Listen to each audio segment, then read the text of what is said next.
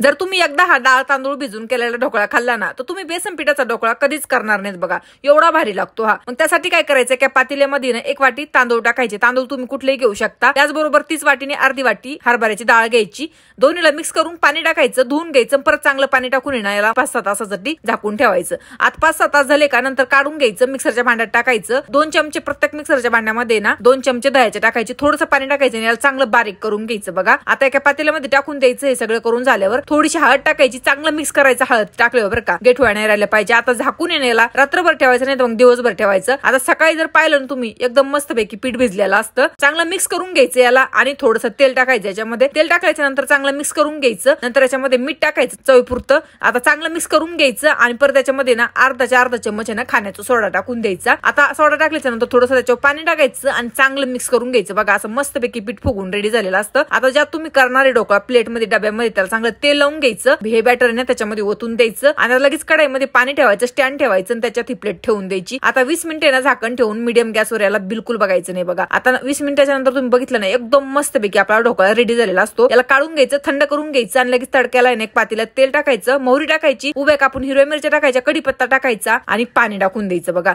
आणि थोडीशी ना साखर टाकायची। पाण्याला उकळी आली का गॅस बंद करायचा आणि आता ढोकळा थंड झालेला असतो, याला काप कापून घ्यायचे असे मस्त तुम्हाला पाहिजे तसे आणि आता याच्यावर ना पाणी थोडंसं थंड झालं का याच्यावर टाकून द्यायचं बघा, सगळीकडून मस्त असा ज्युशी असा ढोकळा रेडी झालेला असतो। तुम्ही बघू शकता एकदम मस्त पैकी इतका स्पॉन्जी झाला आणि तुम्ही बघू शकता म्हणजे एकदमच भारी। आता मी थोडं उरलेलं पीठ होतं ना त्याला वाटीमध्ये करून बघितलं, तो सुद्धा एकदम मस्त पैकी झाला। म्हणजे तुम्ही जर याला एकदा बनवला ना तर नेहमी असाच बनवणार बघा, खरंच म्हणजे खाताना सुद्धा हगळ्यात नाही अटकत ना काही नाही। तर तुम्ही बनवायला आणि मला कमेंट करून नक्की सांगा।